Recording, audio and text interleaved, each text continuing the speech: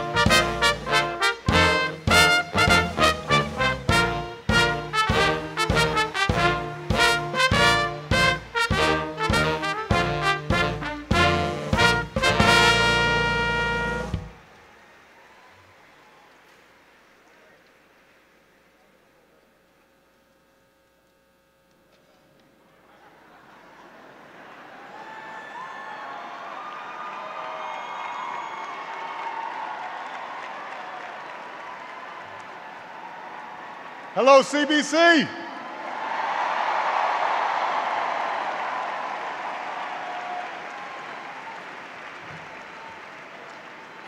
Well, it is wonderful to be back with all of you.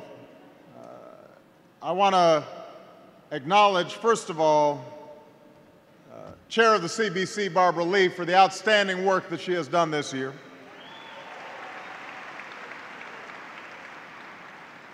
Somebody who not only is a passionate defender of our domestic agenda, but also somebody who knows more about our foreign policy than just about anybody on the Hill, the chair of the CBC Foundation, Donald Payne.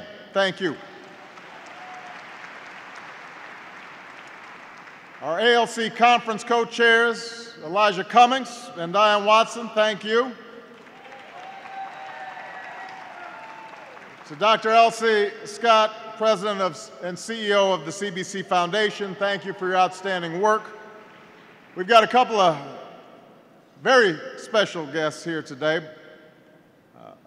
I want to give a shout out to my friend, somebody who all of us rely on for his wisdom, his steadiness, the House Majority Whip, Jim Clyburn.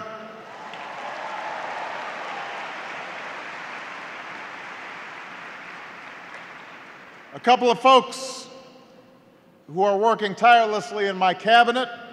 The Attorney General of the United States, Eric Holder, is in the House.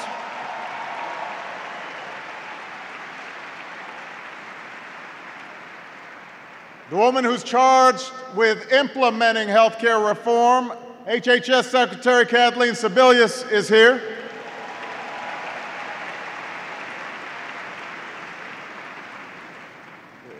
Our United States Trade Representative, Ambassador Ron Kirk, is here. And obviously, it is a great honor to have been able to speak backstage to this year's Phoenix Award honorees, Judith Jamison, Harry Belafonte, Sheila Oliver, and Simeon Booker. Thank you for everything that you've done for America. I know you've spent a good deal of time during CBC weekend talking about a whole range of issues and talking about what the future holds, not just for the African American community, but for the United States of America. I've been spending some time thinking about that too. And at this time of great challenge, one source of inspiration is the story behind the founding of the Congressional Black Caucus. I want us to all take a moment and remember what was happening 40 years ago when 13 black members of Congress decided to come together and form this caucus. It was 1969. More than a decade had passed since the Supreme Court decided Brown versus Board of Education.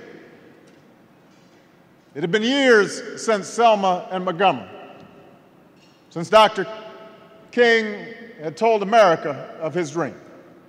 All of it culminating in the passage of the Civil Rights Act and the Voting Rights Act. The founders of this caucus could look back and feel pride in the progress that had been made. They could feel confident that America was finally moving in the right direction. But they knew they couldn't afford to rest on their laurels. They couldn't be complacent. There were still too many inequalities to be eliminated, too many injustices to be overturned, too many wrongs to be righted. That's why the CBC was formed, to right wrongs, to be the conscience of the Congress. And at the very first CBC dinner, the great actor and activist, Ossie Davis, told the audience America was at a crossroads. And although his speech was magnificent and eloquent, he boiled his message down to a nice little phrase when it came to how America would move forward. He said, "It's not the man, it's the plan." It's not the man, it's the plan. That was true 40 years ago. It is true today.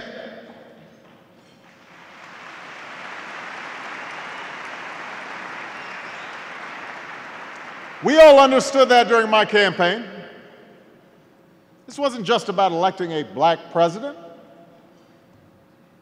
It was about a plan to rescue our economy and rebuild it on a new foundation.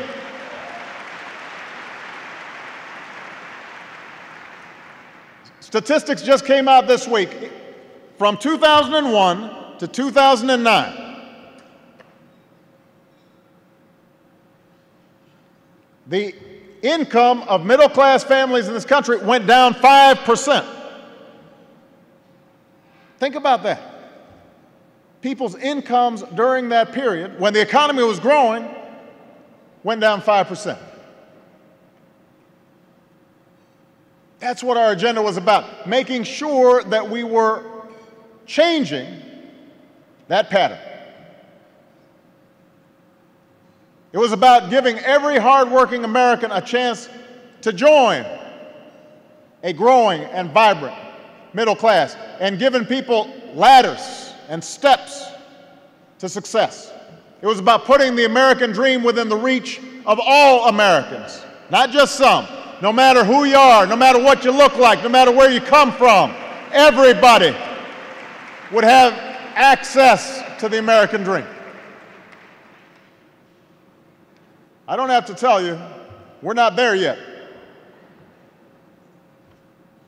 This historic recession, the worst since the Great Depression, has taken a devastating toll on all sectors of our economy. It's hit Americans of all races and all regions and all walks of life. But has been true often in our history, as has been true in other recessions. This one came down with a particular vengeance on the African American community. It added to problems that a lot of neighborhoods had been facing long before the storm of this recession. Long before this recession, there were black men and women throughout our cities and towns who'd given up looking for a job. And kids standing around on the corners without any prospects for the future. Long before this recession, there were blocks full of shuttered stores that hadn't been opened in generations. So yes, this recession made matters much worse, but the African American community has been struggling for quite some time. It's been a decade in which progress has stalled. And we know that repairing the damage, climbing our way out of this recession, we understand it will take time. It's not going to happen overnight. But what I want to say to all of you tonight is that we've begun the hard work of moving this country forward. We are moving in the right direction. When I took office, our economy was on the brink of collapse. So we acted immediately, and the CBC acted immediately, and we took steps to stop the financial meltdown and our economic freefall, and now our economy is growing again. The month I was sworn in, we had lost 750,000 jobs. We've now seen 8 months in a row in which we've added private sector jobs.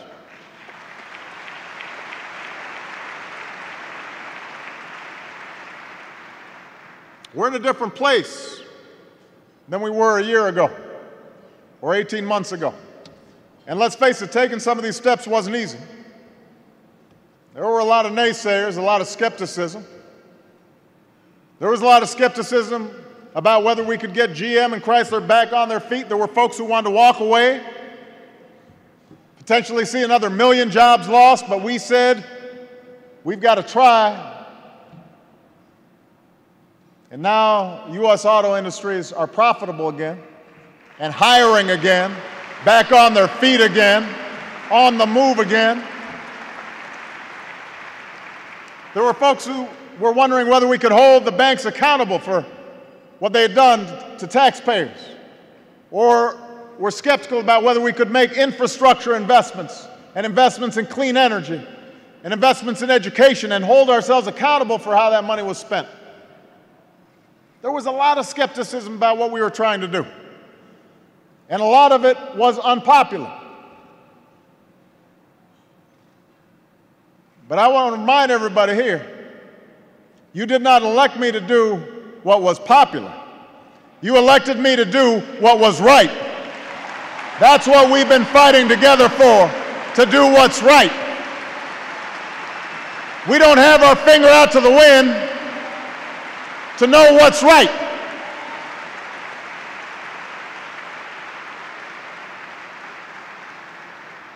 That's why we passed health insurance reform that will make it illegal for insurance companies to deny you coverage because of a pre-existing condition. Historic reforms that will give over 30 million Americans the chance to finally obtain quality care. Tackles the disparities in the healthcare system. Puts a cap on the amount you can be charged in out-of-pocket expenses, because nobody should go broke because they got sick in a country like the United States of America. Not here.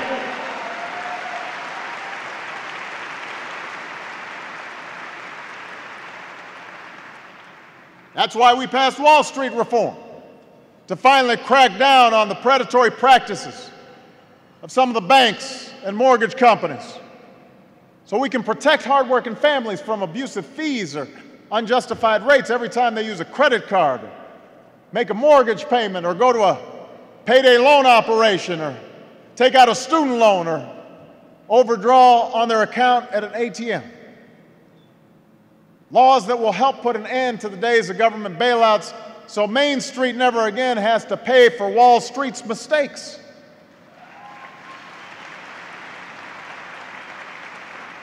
That's why we made historic investments in education, including our HBCUs, and shifted tens of billions of dollars that were going to subsidize banks, and made sure that money was giving millions of more children the chance to go to college and have a better future.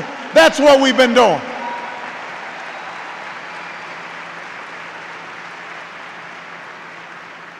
That's why we're keeping the promises I made on the campaign trail. We passed tax cuts for 95% of working families. We expanded national service from AmeriCorps to the Peace Corps. We recommitted our Justice Department to the enforcement of civil rights laws. We changed sentencing disparities as a consequence of the hard work of many in the CBC. We started closing tax breaks for companies that ship jobs overseas so we can give those tax breaks to companies that invest right here in the United States of America. We ended our combat mission in Iraq and welcomed nearly 100,000 troops home.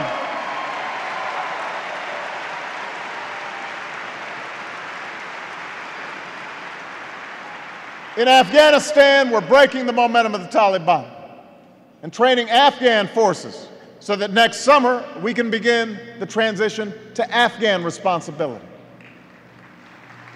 And in the meantime, we're making sure we take care of our veterans as well as they have taken care of us. We don't just talk about our veterans, give speeches about our veterans. We actually put the money in to make sure we're taking care of our veterans.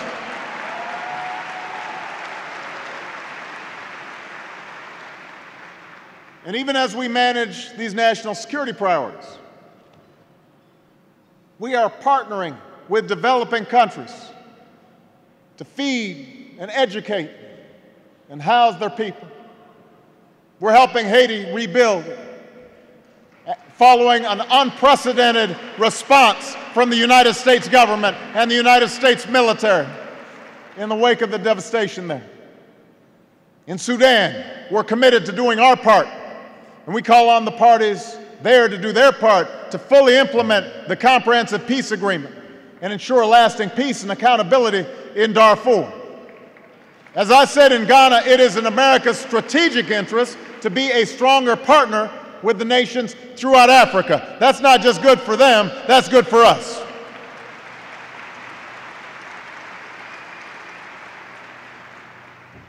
That's what we've been doing, CBC. At home and abroad. It's been an important time. We've had a historic legislative session. We could have been just keeping things quiet and peaceful around here, because change is hard. But we decided to do what was hard and necessary to move this country forward. Members of the CBC have helped deliver some of the most significant progress in a generation. Laws that will help strengthen America's middle class and give more pathways for men and women to climb out of poverty. But we still got a long way to go. Too many people still out of work, too many families still facing foreclosure, too many businesses and neighborhoods still struggling to rebound. During the course of this recession, poverty has gone up to a 15-year high. So it's not surprising, given the hardships we're seeing all across the land, that a lot of people may not be feeling very energized, very engaged right now. A lot of folks may be feeling like politics is something that they get involved with every 4 years when there's a presidential election. But they don't see why they should bother the rest of the time. Which brings me back to Ossie Davis.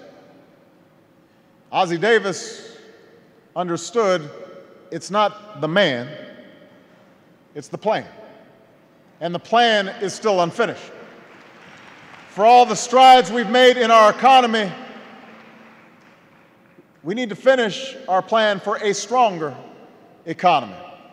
Our middle class is still shaken, and too many folks are still locked in poverty.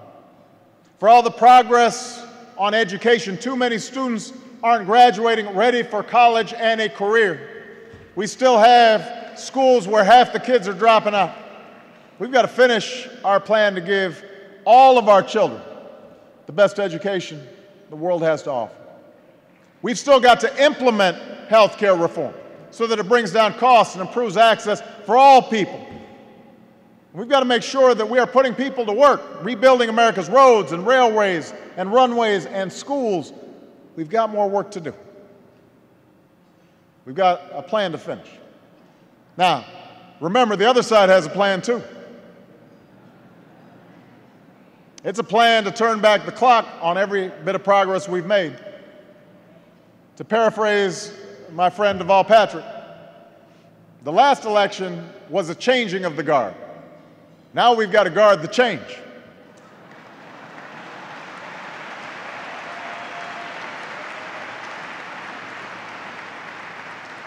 Because everything that we are for, our opponents have spent 2 years fighting against. They said no to unemployment insurance, no to tax cuts for ordinary working families, no for small business loans, no to providing additional assistance to students who desperately want to go to school. That's their motto. No, we can't. Can you imagine having that on your bumper sticker? It's not very inspiring. In fact, the only agenda they've got is to go back to the same old policies that got us into this mess in the first place. I'll give you an example.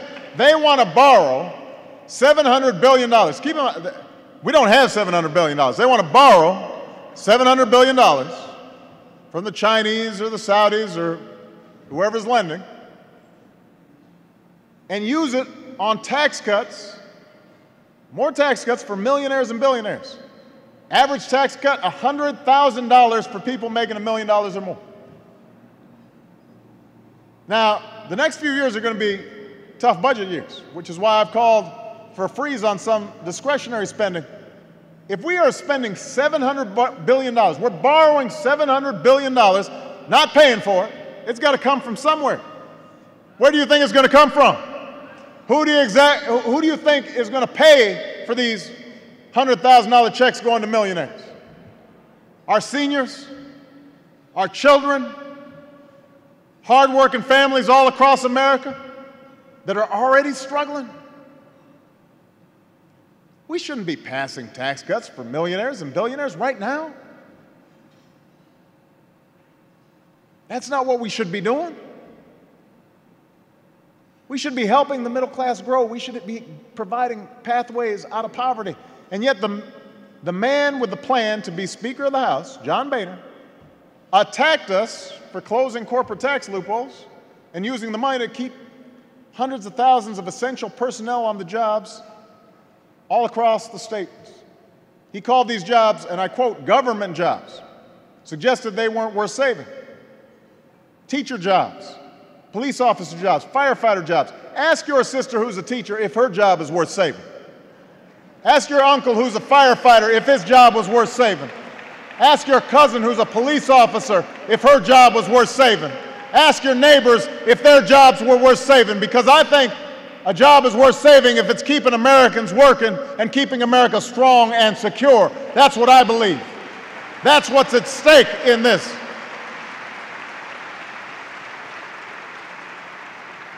They want to hand Washington back over to special interests. We're fighting on behalf of the American people. They want to take us backwards. We want to move forward. Their main strategy is they're betting you'll come down with a case of amnesia. That you'll forget what happened between 2001 and 2009. What that agenda did to this country when they were in charge. I mean, they spent almost a decade driving the economy into the ditch, and now we've been down in that ditch, put on our boots. It's hot down there. We've been pushing the car, shoving it, sweating. They're standing on the sidelines, sipping a Slurpee, watching us, saying you're not pushing fast enough, you're not pushing hard enough. Finally, we get the car out of the ditch. It's back on the road. They tap us on the shoulder. They say, we want the keys back. We tell them, you can't have the keys back. You don't know how to drive.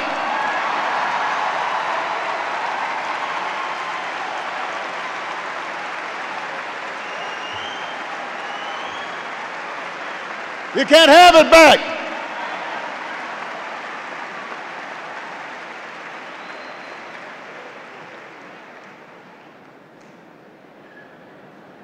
That's right. You can't give them the keys.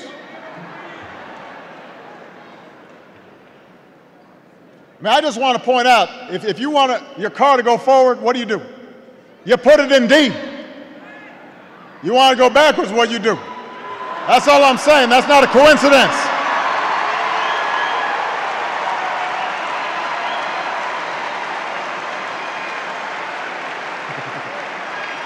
That's not a coincidence.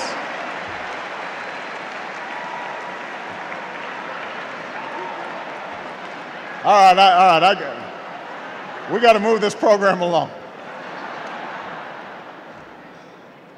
There are those who want to turn back the clock. They want to do what's right politically instead of what's right, period. They think about the next election. We're thinking about the next generation. We can't think short term when so many people are out of work, not when so many families are still hurting. We need to finish the plan you elected me to put in place. And I need you. I need you because this isn't going to be easy. And I didn't promise you easy. I said back on the campaign that change was going to be hard. Sometimes it's going to be slower than some folks would like. I said sometimes we'd be making some compromises and people would be frustrated. I said I could not do it alone. This wasn't just a matter of getting me elected and suddenly I was going to snap my fingers and all our problems would go away. It was a matter of all of us getting involved, all of us staying committed, all of us sticking with our plan for a better future until it was complete. That's how we've always moved this country forward. Each and every time we've made epic change, from this country's founding to emancipation, to women's suffrage, to workers' rights, it has not come from a man, it has come from a plan. It has come from a grassroots movement rallying around a cause. That's what the civil rights movement made possible. Foot soldiers, like so many of you, sitting down at lunch counters, standing up for freedom. What made it possible for me to be here today? Americans throughout our history, making our union more equal, making our union more just, making our union more perfect, one step at a time. That's what we need again. So I need everybody here to go back to your neighborhoods, to go back to your workplaces, to go to churches and go to the barber shops and go to the beauty shops and tell them we've got more work to do. Tell them we can't wait to organize. Tell them that the time for action is now, and that if each and every person in this country who knows what is at stake steps up to the plate, if we are willing to rise to this moment like we've always done, then together we will write our own destiny once more. Thank you, God bless you, and may God bless the United States of America.